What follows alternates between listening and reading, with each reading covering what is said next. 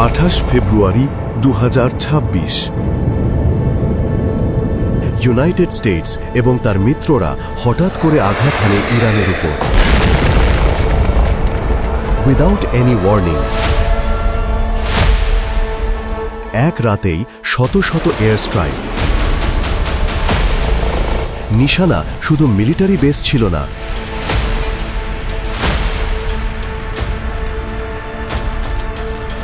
ছিল সাধারণ জনগণ। ইরান পাল্টা জবাব দেয় মিসাইল ও ড্রোন দিয়ে। এটা শুধু যুদ্ধ না, এটা নিজেদের অস্তিত্ব বাঁচানোর লড়াই।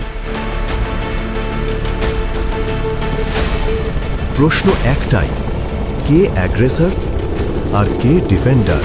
Follow for more.